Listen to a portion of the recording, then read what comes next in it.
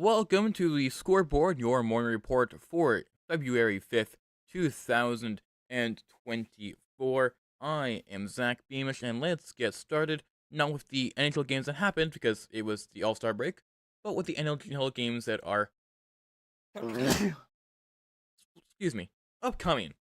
I sneeze for the return of hockey. Colorado and the New York Rangers take place at 7 p.m., as does the New York Islanders in Toronto.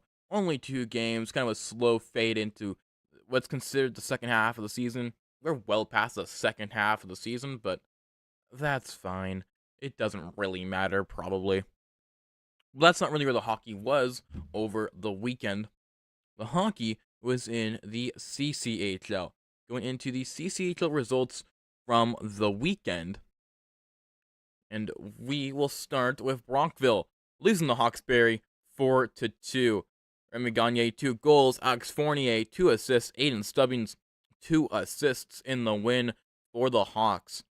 Ottawa defeated Kemptville by a score of 2-1. Jacob Renaud-Viau with 2 assists. Connor Shibley had a 29-save game, as Murdoch had 1 goal in the affair. The PN defeated Renfrew by a score of 6-3. Jack Adrias, a 49-save win in that game for the Raiders. Oliver Band, 2 goals. Josh Reed, 3 assists for the Raiders in that game. Kirtland Place defeated Pembroke by a score of 4-2. Caden Ryan had 2 goals. Ian Vandenberg had 28 saves. There were 85 penalty minutes in this game. 85. That's about 40 on one side, 45 on the other. Then going into the games on Sunday, Renfrew got their win back, a 3-2 victory over Nepean. Andrew Morton with 2 goals and 3 points. Jace Letourneau had 3 assists. Brady McEwen, 40 saves in the loss. Nepean goalies made 89 saves over the weekend against Renfrew and still got a 1 win in that. Navin defeated OJS by a score of 6-1. Devin Savignac had 2 goals. Alex Carpenter had 3 assists, as Hargis had 3 assists as well. And finally, Pembroke defeated Kirtland Place by a score of 1-0 with considerably less penalty minutes. Kevin Jones, a 31-save shutout. Cameron, the only goal of that game, the only point of that game was an unassisted goal. And that was the CCHL games from the weekend. CCHL doesn't come back until Thursday, so going into the CCHL standings, you can see here Navin has extended their lead to a 7-point increase, or 7-point difference between Cornwall and Smith Falls, who are now tied for second. The nationally ranked Grads definitely asserting themselves as the team to beat in the CCHL right now, as everyone else is kind of chasing them.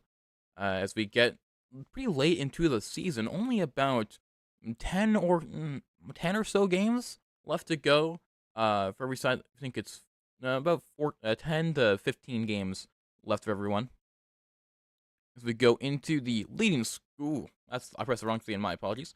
As we go into the leading scores, there we are. Jace Letourneau still on top, had a 3-point night just yesterday.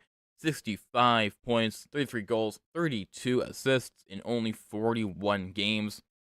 He is closely followed by Alex Fournier with 61 points, and then his line mate, Dane Carter, who only had 1 assist, while his other teammates had 3 points, 55 points for him. But that's going to do it for a somewhat short scoreboard. Without the NHL, it kind of takes up a lot of our time.